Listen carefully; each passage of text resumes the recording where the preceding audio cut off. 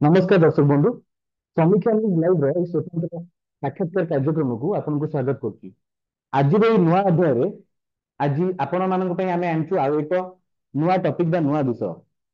ଅନେକ ଥର ଆପଣ ଦେଖିବାକୁ ପାଆନ୍ତି ଆମ କାର୍ଯ୍ୟକ୍ରମରେ ଯେ ବିଭିନ୍ନ ବ୍ୟକ୍ତି ବିଶେଷ ମାନେ ଆସିଥାନ୍ତି, ଧର୍ମରୁ ହଉ, ରାଜନୀତିରୁ ହଉ, ସାହିତ୍ୟରୁ ହଉ। ଆଜି ଆସିଛନ୍ତି ଜଣେ ପରିବେଶବିତ। ସେ ଆମ ସହିତ ଅଛନ୍ତି।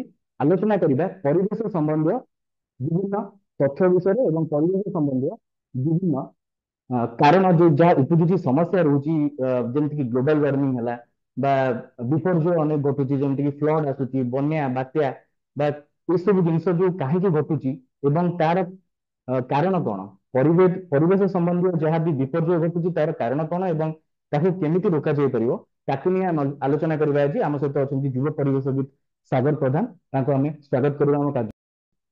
ସାର୍ ନମସ୍କାର, ସ୍ୱାଗତ କରୁଛି। ତେବେ ସାର୍ ଆମେ ବେସିକ ଆରମ୍ଭ କରିବା ଆମ ବେସିକ କ୍ୱେଶ୍ଚିନ୍ ରୁ ଆଜି କାର୍ଯ୍ୟକ୍ରମ ଯେ କ୍ଲାଇମେଟ ଚେଞ୍ଜ କଣ, ପରିବର୍ତ୍ତନ ଯୋଉ ରହୁଛି ପାଗର ପରିବର୍ତ୍ତନ ବା ଜଳବାୟୁ ପରିବର୍ତ୍ତନ କାହିଁକି ହୁଏ? ଦେଖନ୍ତୁ କ୍ଲାଇମେଟ ଚେଞ୍ଜ ହଉଛି ଆଜିକା ଦିନର ସବୁଠୁ ବଡ ସମସ୍ୟା। ଫାଷ୍ଟ ମୁଁ କହିବି କ୍ଲାଇମେଟ ଚେଞ୍ଜ କାହିଁକି ହଉଛି, ଯୋଉ କହିଲେ କ୍ୱେଶ୍ଚିନ୍। କ୍ଲାଇମେଟ ଚେଞ୍ଜ ଏଇଥିପାଇଁ ହଉଛି, ଆପଣ ଛୋଟବେଳେ ଆମର ପଢା ହଉଥିଲା ଯେ ସବୁଜ ଗୃହ ପ୍ରଭାବ ବା green house effect. Green house. ତ ସେଥିରେ କଣ ହୁଏ ନା, ପୃଥିବୀର ତାପମାତ୍ରା ବିଭିନ୍ନ କାରଣରୁ, ଆମେ ଯୋଉ କଂକ୍ରିଟ ଜଙ୍ଗଲ ସୃଷ୍ଟି କରିସାରିଛେ, ଯୋଉ ଆମର ଦେଶ ଆମ ପୃଥିବୀରେ ଥିବା ଗଛର ସଂଖ୍ୟା କମିଗଲା, ଯାହା ଫଳରେ ଆଉ ଆପଣଙ୍କର ବିଭିନ୍ନ ଯାନବାହନ ବଢୁଛି, ତାହା ଦ୍ୱାରା କାର୍ବନ ଏମିଶନ ହଉଛି। ଅଙ୍ଗାରକାମ୍ଳ ବା ଅନ୍ୟାନ୍ୟ ଯୋଉ ଗ୍ରୀନ ହାଉସ ଗ୍ୟାସ ସେଗୁଡା ବଢିବା ଫଳରେ ଯୋଉଟା ଆମର ପୃଥିବୀର ଟେମ୍ପରେଚର ଟା ବଢୁଛି। ଆଜ୍ଞା। ଯାହା ଦ୍ୱାରା ଆମର ଟେମ୍ପରେଚର ବଢିଲେ ବରଫ ତରଳିବ। ଆମର ଯୋଉ ପରିବେଶର ଆମେ ଯେତିକି ଟେମ୍ପରେଚର ସହ୍ୟ କରିପାରିବୁ ତାଠୁ ଅଧିକ ଟେମ୍ପରେଚର ହେଇଯାଉଛି। ଯେତେବେଳେ ଯୋଉ ଋତୁ ଆସିବା କଥା, ଆପଣ ଯେମିତି ଜାଣିଛନ୍ତି ଖରା ଦିନ ଏଇ ସମୟ, ସେଇ ସମୟରେ ଖରା ଦିନ ଆସୁନି, ସେଟା ଡାଇଭର୍ଟ ହଉଛି। ସେଇଟାକୁ ଆମେ ଯୋଉ ଜଳବାୟୁ ପରିବର୍ତ୍ତନ ହେଇଯାଉଛି, ଯୋଉ ସମୟରେ ଯୋଉ ଜଳବାୟୁ ଟା ରହିବା କଥା, ଯୋଉ ଖରା ଦିନ ହଉ ଶୀତ ଦିନ ଯୋଉ ସମୟରେ ଆସିବା କଥା ଯେହେତୁ ଆସୁନି, ତାକୁ ଆମେ କହୁଛୁ ଜଳବାୟୁ ପରିବର୍ତ୍ତନ। ଆଚ୍ଛା। ତ ଏ ଜଳବାୟୁ ପରିବର୍ତ୍ତନ ଫଳରେ କଣ ହଉଛି, ଆପଣ ମେନ୍ ତ ଆପଣ ଦେଖିବେ ଏବେ ଯୋଉ ଭଳିଆ ତାପମାତ୍ରା ବୃଦ୍ଧି ହଉଛି, ମାନେ ଅସହ୍ୟ ହେଇଗଲାଣି। କେବଳ ତାପମାତ୍ରା ବୃଦ୍ଧି ଗୋଟେ କାରଣ ନୁହେଁ, ଆପଣ ବିଭିନ୍ନ ପ୍ରକାର ଆପଣଙ୍କର ବଜ୍ରପାତ ହଉଛି। ଆଗରୁ ଆପଣ ଯଦି ଦେଖିବେ ଏତେ ମୃତ୍ୟୁ ହଉନଥିଲା ବଜ୍ରପାତରେ, ଏବେ ଏବେ ବଜ୍ରପାତର ସଂଖ୍ୟା ଅତ୍ୟଧିକ ବଢୁଛି। ବଢିଯାଇଛି। ଆପଣଙ୍କର ଫ୍ଲଡ୍ ହଉଛି, ଆପଣ ଯେମିତି କହିଲେ ଆମର ଓଡିଶା ଗୋଟେ ସାଇକ୍ଲୋନ ପ୍ରୋନ ରିଜନ। ଅଞ୍ଚଳ ହବ। ଆପଣ ସବୁବେଳେ ସାଇକ୍ଲୋନ ଏଠି ଆସୁଛି। ଏ ସବୁର କାରଣ ହଉଛି କ୍ଲାଇମେଟ। ନିଶ୍ଚିତ ବିଗତ ଅତୀତରେ ଆମେ ଦେଖିବା ଯେ ଗରମ ଅଧିକ ବଢି ଯାଉଛି, 50 ଡିଗ୍ରୀ ପାଖାପାଖି ଟେମ୍ପରେଚର ମଧ୍ୟ ପହଞ୍ଚି ଯାଉଛି। ଗରମ ସରିଲା ଯେତେବେଳେ ବର୍ଷା ଆସିଲା, ଆପଣ ଦେଖୁଥିବେ ଭୂସ୍ଖଳନ ହଉଛି କେଦାରନାଥରେ ହଉ, ଅନେକ ଯେମିତି କେରଳରେ ଏବେ ଟ୍ରାଜେଡି ଗଲା। ତ ଏସବୁ ପଛରେ କାରଣ କଣ, କେବଳ ଆମେ କହିପାରିବା ଜଳବାୟୁ ପରିବର୍ତ୍ତନ ନା ଆଉ କଣ ହଉଛି?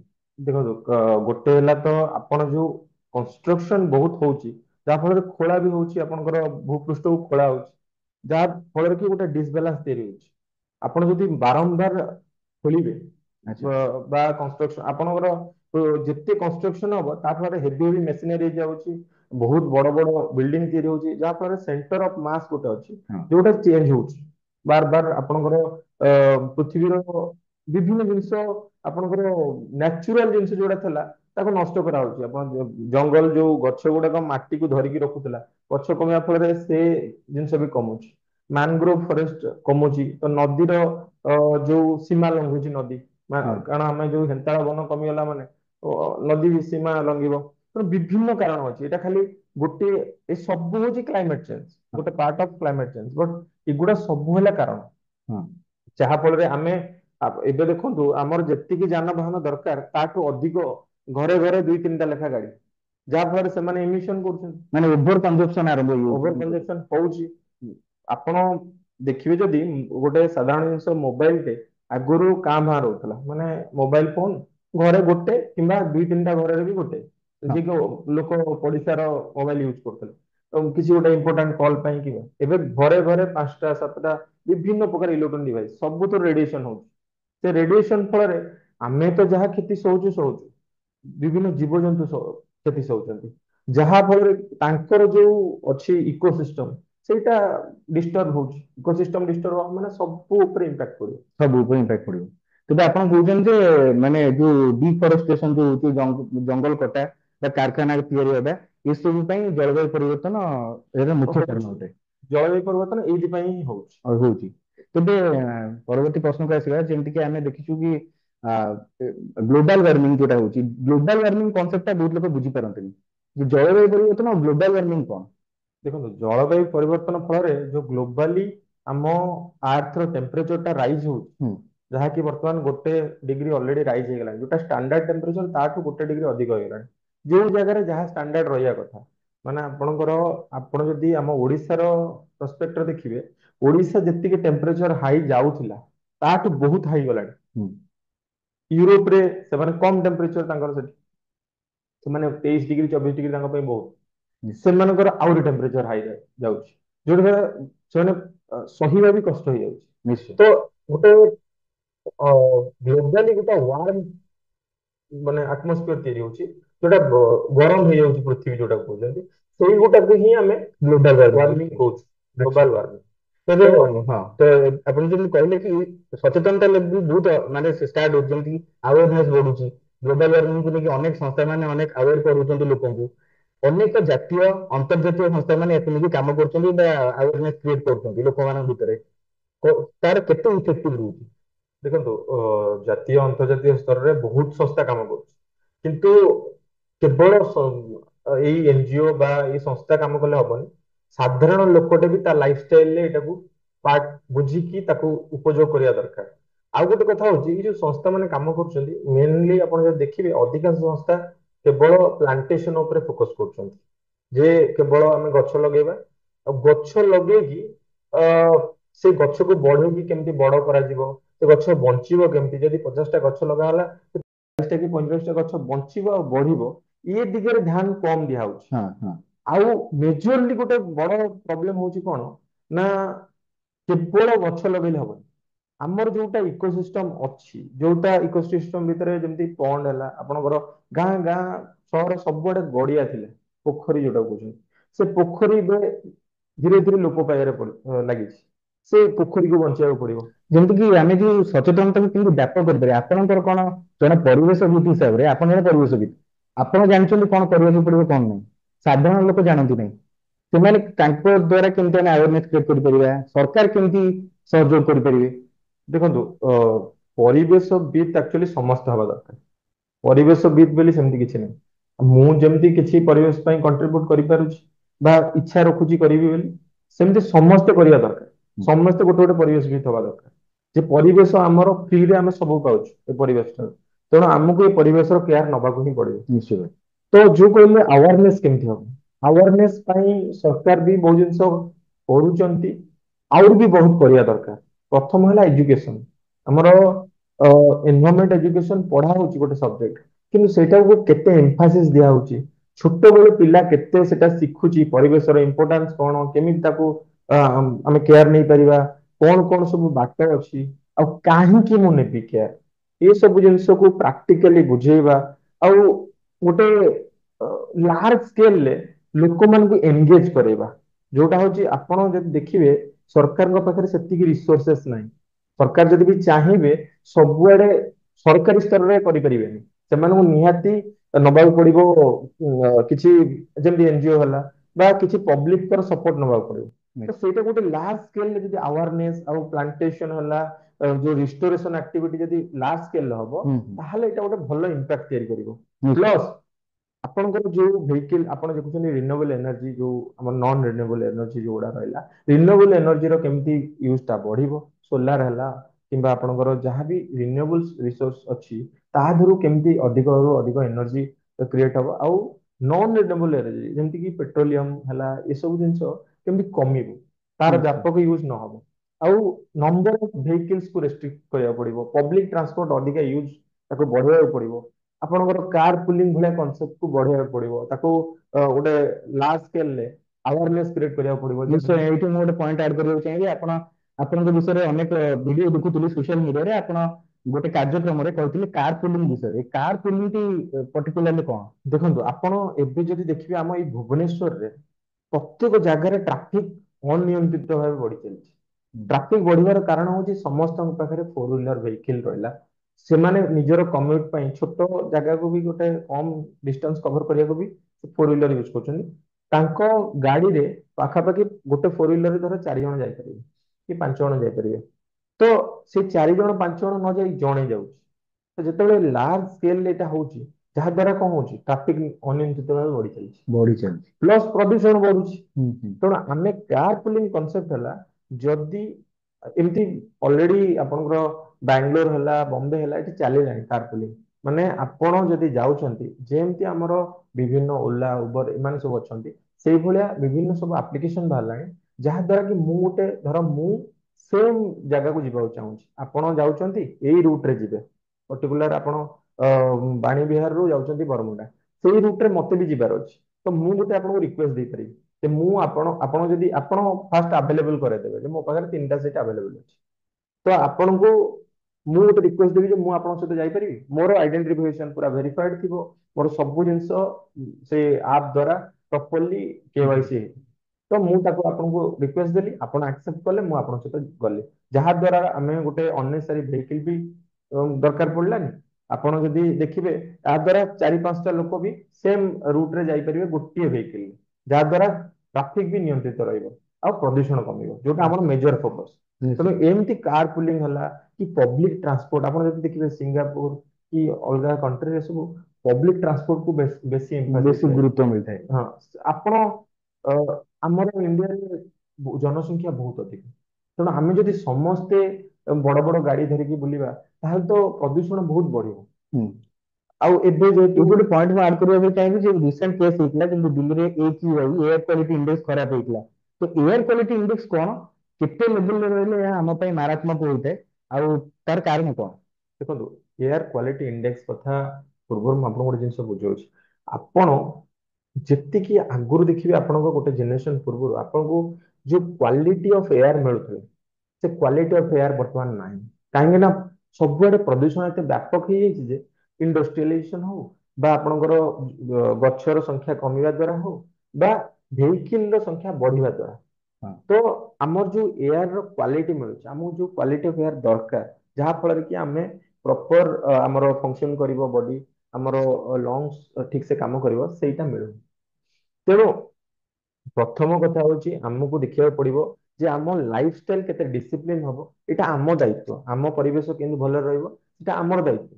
ଆଉ ଗଭର୍ଣମେଣ୍ଟକୁ ବି କିଛି ସ୍ଟେପ୍ସ ନେବାକୁ ପଡିବ, ଯୋଉଟା କି ଯେହେତୁ ଲୋକ ଯଦି ନ ମାନିବେ ତାଙ୍କୁ କେମିତି ଏନଫୋର୍ସ କରାହବ କିଛି କିଛି ଜିନିଷରେ। କାହିଁକିନା ଲୋକଙ୍କୁ ଲୋକ କାଜୁଆଲି ନେଇଯାଉଛନ୍ତି, ପ୍ରୋବ୍ଲେମ ଫେସ୍ କଲେ ଯାଇକି, ଯେମିତି କହିଲେ ଆପଣ ବଜ୍ରପାତ କଥା, ଏବେ ନିଶ୍ଚୟ। ଆପଣ ବହୁତ ଲୋକ ଏଥିରେ ଜୀବନ ହରଉଛନ୍ତି। ଏବେ ଗଭର୍ଣମେଣ୍ଟ ଷ୍ଟେପ ନେଲେ ଯେ ପାମ୍ ଟ୍ରି ଆଉ କେହି କାଟି ପାରିବେନି, ହଁ। ତାଳ ଗଛ। କିନ୍ତୁ ଏଇ ଜିନିଷଟା 10 ବର୍ଷ ପୂର୍ବରୁ ହବାର ଥିଲା। ନିଶ୍ଚୟ। ଆମେ ଫୋରକାଷ୍ଟ କରିବା କଣ ହବ ଆଗକୁ, ତା ପାଇଁ ଆମେ ଷ୍ଟେପ ନବା। ହେଇ ସାରିଲା ପରେ, ବଜ୍ରପାତରେ ଅଧିକା ଲୋକ ମରିଲା ପରେ ଆପଣ ଯଦି ତାପରେ ଗୋଟେ ଷ୍ଟେପ ନେବେ ଯେ ପାମ୍ ଟ୍ରି ଆମେ ବର୍ତ୍ତମାନ ଲଗେଇବା ବା ପାମ୍ ଟ୍ରି କାଟିବାକୁ ହେଲେ ପରମିଶନ ଦରକାର। ପାମ୍ ଟ୍ରି ସିନା ଥିଲେ, ଅଲରେଡି ତ କଟା ସରିଲାଣି ବହୁତ ସବୁ। କାର୍ବନ ଫୁଟପ୍ରିଣ୍ଟ କହିଲେ କଣ ଆମେ ବୁଝିପାରିବା? କାର୍ବନ ଫୁଟପ୍ରିଣ୍ଟ ମାନେ ଆମେ ପ୍ରତ୍ୟେକ ଯୋଉ ଆମର ଆକ୍ଟିଭିଟି ରହିଲା, ଏବେ ଆମେ ଇଲେକ୍ଟ୍ରୋନିକ ଜିନିଷର ସବୁବେଳେ ବହୁଳ ବ୍ୟବହାର ହଉଛି। ସବୁ କାର୍ଯ୍ୟକଳାପ ଦ୍ୱାରା, ଗାଡି ଚଲେଇବା ହଉ, କମ୍ପ୍ୟୁଟରରେ କିଛି କାମ କରିବା ଦ୍ୱାରା ହଉ, ପ୍ରିଣ୍ଟରଟେ ଚଲେଇବା ଦ୍ୱାରା ହଉ ବା ମୋବାଇଲ ଚଲେଇବା ଦ୍ୱାରା, ଆମର ସବୁ ଦ୍ୱାରା କାର୍ବନ ଫୁଟପ୍ରିଣ୍ଟ ବେଶୀ ବେଶୀ ବଢୁଛି।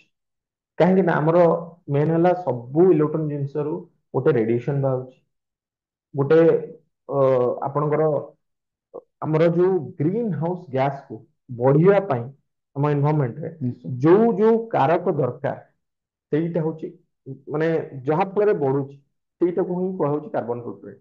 ଆଚ୍ଛା। ତେଣୁ କାର୍ବନ ଫୁଟପ୍ରିଣ୍ଟ ଦ୍ୱାରା ଆମର କଣ ହଉଛି ନା, ଆମେ କେମିତି କମ କରିପାରିବା। ଧର ଆମର ଦରକାର ନାହିଁ, ଆମେ ଜାଣିଲେ କାର୍ବନ ଫୁଟପ୍ରିଣ୍ଟ ହଉଛି ଜଳବାୟୁ ପରିବର୍ତ୍ତନ ଗୋଟେ ମୁଖ୍ୟ କାରଣ। ନିଶ୍ଚୟ। ତେଣୁ ଆମର ଯଦି ଯାହା ବି ଦରକାର ନାହିଁ ଆମେ ତାକୁ ଚଲେଇବା। ଯେମିତିକି ଆମେ ଯଦି ଇଲେକ୍ଟ୍ରିସିଟି, ଆମର ଗୋଟେ ଜାଗାରେ ଲାଇଟ୍ ଜଳୁଛି, ଆମର ଆବଶ୍ୟକତା ନାହିଁ, ତାକୁ ବନ୍ଦ ରଖିବା। ଗୋଟେ ପାଣି ନଷ୍ଟ ହଉଛି, ତାକୁ ମାନେ ମୋଟାମୋଟି ଭାବେ କହିବାକୁ ଗଲେ ଆମେ ଯେତିକି ଆବଶ୍ୟକ ଆମେ ସେତିକି ବ୍ୟବହାର ହଁ, କରିବା, ତାଠୁ ଅଧିକ ବ୍ୟବହାର ଆପଣ ଆରାମସେ କାର୍ବନ ଫୁଟପ୍ରିଣ୍ଟ କମେଇ ପାରିବେ। ଚାହୁଁଛି ଯେମିତି ଆପଣ କହିଲେ ଡିଜିଟାଲରେ ମଧ୍ୟ ବଢୁଛି କାର୍ବନ ଫୁଟପ୍ରିଣ୍ଟ। ଗୋଟେ ଯଦି ରେଡିଏସନ ଯୋଉଟା, ସେଟା କଣ କାର୍ବନ ଫୁଟପ୍ରିଣ୍ଟ ଆଉ ରେଡିଏସନ ଗୋଟେ ନା ଅଲଗା? ନା ନା, କାର୍ବନ ଫୁଟପ୍ରିଣ୍ଟ ହଉଛି କାରକ ଯୋଉଟା ବଢିବାର। ଆଚ୍ଛା। କାର୍ବନ ବା ଯୋଉ ଆମର ଗ୍ରୀନ ହାଉସ ଗ୍ୟାସେସ୍ ଗୁଡା ବଢିବାର କାରଣ ଏଇ ସବୁ ରେଡିଏସନ, ବିଭିନ୍ନ ମାନେ ଇକୋସିଷ୍ଟମ ରେ ଯୋଉ ଇନଇକ୍ୱାଲିଟି ତିଆରି ହଉଛି ବା ଯୋଉ ଡିଷ୍ଟରବାନ୍ସ ତିଆରି ହଉଛି, ଯାହା ଫଳରେ କି କାର୍ବନ ଫୁଟପ୍ରିଣ୍ଟ ବଢୁଛି। ବଢୁଛି। ଆଉ କିନ୍ତୁ କାର୍ବନ କିନ୍ତୁ ଗ୍ରୀନ ସରକାର ହାଉସ। ଯୋଉ ଧୀରେ ଧୀରେ ଗୋଟେ ଗୋଟେ 4G 5G ଏସବୁ ବଢେଇ ଚାଲିଛନ୍ତି, ଅନେକ ସାଧାରଣ ଲୋକ ବା ଅନେକ ଏକ୍ସପର୍ଟ ମାନେ କହନ୍ତି ଯେ ଏଗୁଡିକ ମଧ୍ୟ ବିପଜ୍ଜନକ। ନିଶ୍ଚୟ। ତ ସେ ଆପଣ ଯେତେ ଟେକ୍ନୋଲୋଜି ଡେଭଲପ ହବ, ଇଣ୍ଡଷ୍ଟ୍ରିଆଲାଇଜେସନ ହବ, ଆପଣଙ୍କର ନୂଆ ନୂଆ 5G ହେଲା, ଆପଣଙ୍କର ବେଶୀ ରେଡିଏସନ ହବ। 5G ରେ ଯଦି ଅଧିକା ସ୍ପିଡ ରେ ଡାଟା ପାଉଛନ୍ତି, ତାମାନେ ଆପଣଙ୍କର ଯୋଉ ମେସିନ୍ସ ୟୁଜ ହଉଛି ସେଟା ଅଧିକ ହବ ଫ୍ରିକ୍ୱେନ୍ସି ତାପମାତ୍ରା ଅଧିକା ରହୁଛି। ଡେଫିନେଟଲି। ଯାହା ଫଳରେ ଆପଣଙ୍କର କାର୍ବନ ଫୁଟପ୍ରିଣ୍ଟ ବୃଦ୍ଧି ପାଇବ, ଅଲ୍ଟିମେଟଲି ସେ କ୍ଷତି କରିବ, ରେଡିଏସନ ବୃଦ୍ଧି ପାଇବ। ଯାହା ଫଳରେ ଆପଣ ଦେଖିବେ ବହୁତ ଜାଗାରେ ରିପୋର୍ଟ ଆସୁଛି ଯେ ତାର ସବୁ ଇଫେକ୍ଟ ଗୁଡା ବହୁତ ମାନେ ଲିଭିଂ ବିଙ୍ଗ ଉପରେ ବହୁତ ଅଧିକା ରହୁଛି, ସେ ରେଡିଏସନ ଇଫେକ୍ଟ। ଯାହା ପକ୍ଷୀ ଫଳରେ ମାନେ ମରିଯାଉଛନ୍ତି। ପକ୍ଷୀ ମାନେ ମରିଯାଉଛନ୍ତି ବା ଅନ୍ୟାନ୍ୟ ବହୁତ ପଶୁ ପକ୍ଷୀ, ସାଧାରଣ ମଣିଷ ଉପରେ ବି ବହୁତ ତାର ପ୍ରଭାବ ପଡୁଛି। ଆପଣ ଲାଇଫ ସ୍ପାନ ଦେଖନ୍ତୁ କେତେ କମି କମି ଚାଲିଛି। ତ ବିଶେଷ ପ୍ରଶ୍ନ ଏହାର ଯେ ସରକାର କାହିଁକି ଏସବୁକୁ ପ୍ରୋତ୍ସାହନ ଦଉଛନ୍ତି ଆଉ ଏହାର ନିରାକରଣ କଣ? ଦେଖନ୍ତୁ, ଆମେ ଗୋଟେ କମ୍ପିଟେଟିଭ ଯୁଗରେ ଅଛୁ, ସମସ୍ତଙ୍କ ସାଙ୍ଗରେ ଆମକୁ ଚାଲିବାକୁ ପଡିବ। ସ୍ପେସ ପ୍ରୋଗ୍ରାମ ହଉଛି, ସ୍ପେସ ପ୍ରୋଗ୍ରାମରେ କଣ ଏମିସନ ହଉନି? କିନ୍ତୁ ଆମେ ଚାହିଁଲେ ବି ତାକୁ ରଖିପାରିବାନି। ଆଚ୍ଛା। ଆମେ ତ ଆଉ ଗୋଟେ ଷ୍ଟୋନ ଏଜରେ ଜି ପାରିବାନି ନା, କି ଆମେ ଗ୍ଲୋବାଲି ସବୁ କଣ୍ଟ୍ରି କିଛି କିଛି ଡେଭଲପମେଣ୍ଟ କରୁଛନ୍ତି, କିଛି କିଛି କରୁଛନ୍ତି, ଆଉ ଆମେ ପଛେଇକି ରହିଯିବା, ସେଟା ତ ହବନି। ସେଟା ଯାହା ବି ହେଲେ କରିବାକୁ ପଡିବ। ଆମେ କେବେ ନିଜକୁ ଅଟକେଇ ପାରିବାନି ଆଜ ଏ କଣ୍ଟ୍ରି। ଆମକୁ ସେ ଯୋଉ ଗ୍ଲୋବାଲ କମ୍ପିଟିସନରେ ଆମକୁ ରହିବାକୁ ଅଛି। ପ୍ଲସ୍ ଆମକୁ କିଛି ରେଷ୍ଟ୍ରିକସନ ଦ୍ଵାରା ସେଟା କମେଇବାକୁ ପଡିବ ବା ଡିସିପ୍ଲିନ ଆଣିବାକୁ ପଡିବ, ଯାହା ଦ୍ୱାରା ଆମେ କମ କରିପାରିବା ପରିବେଶର କ୍ଷତି। କିନ୍ତୁ ଆମେ ପୁରା ବନ୍ଦ କରିଦେଇ ପାରିବାନି। ଇଣ୍ଡଷ୍ଟ୍ରି ହୁଁ। ଯଦି ବନ୍ଦ ହେଇଯିବ, ତାହେଲେ ଲୋକ ମାନେ ଇକୋନୋମି ପଳେଇବ, ଡାଉନ ହେଇଯିବ। ପଳେଇବ, ତେଣୁ ବେରୋଜଗାରୀ ବଢିବ ସବୁ। ଏକ୍ଜାକ୍ଟଲି। ଆଉ ଯଦି ଆମେ 2G ରେ ରହିବା, ଆଉ ଗୋଟେ ଆମେରିକାରେ ଗୋଟେ ଲୋକ 5G ୟୁଜ କରିବ, 6G ୟୁଜ କରିବ, ତାହେଲେ ଆମେ କେମିତି ତାଙ୍କ ସହିତ ଟ୍ରାନଜାକ୍ଟ କରିବା? ଆମର ଆଇଟି କେମିତି ଚାଲିବ, ଆମ ବିଭିନ୍ନ ଇଣ୍ଡଷ୍ଟ୍ରି କେମିତି ଚାଲିବ, କମ୍ୟୁନିକେସନ କେମିତି ଚାଲିବ? ତେଣୁ ଆମକୁ ତ ଡେଭଲପ କରିବାକୁ ପଡିବ, କିନ୍ତୁ ଆମକୁ ଅଲ୍ଟରନେଟିଭ ମେଥଡ ବି ଡେଭଲପ କରିବାକୁ ପଡିବ, ଯାହା ଦ୍ୱାରା କି ଆର ବ୍ୟାଡ ଇମ୍ପାକ୍ଟ ଯୋଉଟା ରହିଲା, ଖରାପ ଯାହା ପ୍ରଭାବ ପଡୁଛି ପରିବେଶ ଉପରେ, ତାହା ଆଉ ତାକୁ ଆମ ଉପରେ କମ ପଡିବ। କରିବ।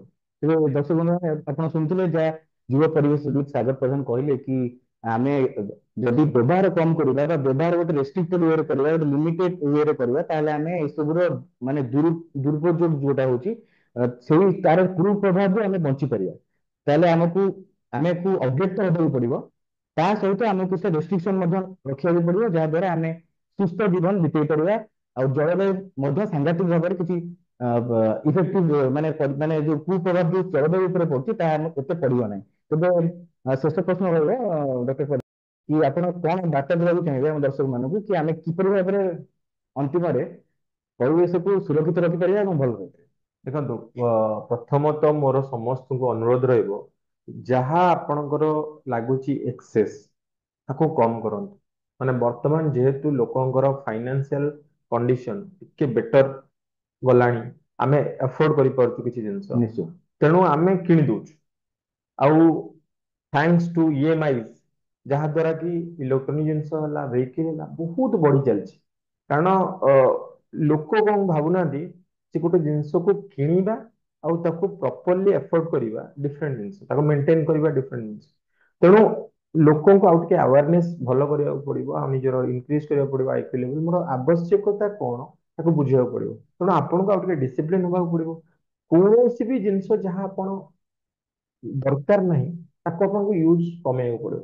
ମାନେ ଆପଣଙ୍କୁ ବନ୍ଦ କରିବାକୁ ପଡିବ। ଆପଣ ଇଲେକ୍ଟ୍ରିସିଟି ହଉ, ଆପଣଙ୍କର ୱାଟର ହଉ, ଆପଣଙ୍କର କିଛି ବି ଜିନିଷ, ଜଷ୍ଟ ବିକଜ ଆପଣ ଦେଇପାରିବେ ପଇସା ବା ତାର ଚାର୍ଜେସ ଟା ଭରି ପାରିବେ, ତା ନୁହଁ ଯେ ଆପଣ ଯାହା ବି ୟୁଜ କରିପାରିବେ, ଅନନେସେରୀ ୟୁଜ କରିପାରିବେ। ଏଇଟା ଆପଣଙ୍କୁ ଆୱାରନେସ ସେତିକି ରହିବା ଦରକାର। ପ୍ଲସ୍ ଆପଣ ଦେଖନ୍ତୁ, ସରକାର ଯାହା ବି ନିୟମ ଆଣୁଛନ୍ତି ସେ ତ ଅଲଗା କଥା, ଆପଣ ସମସ୍ତଙ୍କୁ ଆୱେର ହେବାକୁ ପଡିବ କ୍ଲାଇମେଟ ଚେଞ୍ଜ କଣ, କଣ କଣ ଆମେ କ୍ଷତି ସହୁଛୁ। ଆପଣଙ୍କ ନିଜ ଘରେ ହଉ, ନିଜର ଫାର୍ମ ହାଉସ ଅଛି, ଆପଣଙ୍କ ବାଡି ହଉ, ଯୋଉଠିରେ ଆପଣ ଗୋଟେ ଦୁଇଟା ଗଛ ଲଗାନ୍ତୁ। ଆମେ ହେଲୁ 130 କୋଟି 140 କୋଟି ର ଗୋଟେ ମାନେ ଆମ ପାଖରେ ପପୁଲେସନ ଅଛି। ଏଇଟା ଆମର ଷ୍ଟ୍ରେଂଥ ନିଶ୍ଚୟ। ଯେ ଆମ ପାଖରେ ଏତେ ଲୋକ ସଂଖ୍ୟା ଅଛି। ୱିକନେସ ଇନ ଏ ଡିଫରେଣ୍ଟ ୱେ ହେଇପାରେ, କିନ୍ତୁ ଏଟା ଗୋଟେ ଷ୍ଟ୍ରେନ୍ଥ ଯେ ଆମେ କିଛି ଗୋଟେ ଚାହିଁଲେ ଆମେ ଗୋଟେ 1.4 ବିଲିୟନ ଲୋକ ଚାହିଁଲେ କିଛି ବି କରିପାରିବୁ। ତ ଆପଣ ଯଦି ଗୋଟେ ଗୋଟେ ଗଛ ବି ଲଗେଇବେ ଆପଣଙ୍କ ବାରିରେ, ଆପଣ ଯଦି ଗୋଟେ ଫ୍ୟାମିଲି ଆଜ ଏ ଫ୍ୟାମିଲି ସମସ୍ତେ ଇଣ୍ଡିଭିଜୁଆଲ ଗୋଟେ ଗୋଟେ ଗଛ ଲଗେଇଲେ, ଯେତିକି ମେମ୍ବର ଅଫ ଫ୍ୟାମିଲି ବା ଗୋଟେ ଘର ପିଛା ଦୁଇଟା ତିନିଟା ଗଛ ଲଗେଇ ପାରିଲେ, ତାହେଲେ ଭାବନ୍ତୁ କେତେ ବିଲିୟନ ଗଛ ଲାଗିପାରିବ ଆମେ ଚେଷ୍ଟା କଲେ। ତେଣୁ ଆପଣ ଆପଣଙ୍କ ଲେବୁଲରେ ଚେଷ୍ଟା କରନ୍ତୁ, ଆମେ ସମସ୍ତେ ନିଜ ନିଜ ଲେବୁଲରେ ଗୋଟେ ପରିବେଶବିତ୍ ଭଳିଆ ଚିନ୍ତା କରିବା ଦରକାର। ନିଶ୍ଚିତ, ମାନେ ଆମେ ସମସ୍ତେ ଏକାଠି ହେଇ ଯଦି ନିଜ ଲେଭେଲରେ ଆମେ ଚେଷ୍ଟା କରୁଛନ୍ତି, ତାହେଲେ ଆମେ ସରକାରଙ୍କୁ ସହଯୋଗ କରିକି ଗୋଟେ ଭଲ ପରିବେଶ, ସୁସ୍ଥ ପରିବେଶ ଆମେ ସମସ୍ତଙ୍କ ପାଇଁ ତିଆରି କରିପାରିବା। ନିଶ୍ଚୟ ନିଶ୍ଚୟ। ତେବେ ଡକ୍ଟର ସାଗର ପ୍ରଧାନଙ୍କୁ ଧନ୍ୟବାଦ ଦେବାକୁ ଚାହିଁବି, ଆମ କାର୍ଯ୍ୟକ୍ରମରେ ଆପଣ ଆସିଲେ ଆଉ ଆମ ଦର୍ଶକ ମାନଙ୍କୁ ଆୱେର କଲେ ଜଳବାୟୁ ପରିବର୍ତ୍ତନ ସମ୍ପର୍କରେ। ତେବେ ଆଜିର କାର୍ଯ୍ୟକ୍ରମକୁ ଆମେ ଆଜି ଏଇଠି ରଖିବା ଏବଂ ପରବର୍ତ୍ତୀ କାର୍ଯ୍ୟକ୍ରମରେ ଆଉ ଏକ ଅତିଥିଙ୍କ ସହିତ ଭେଟିବା।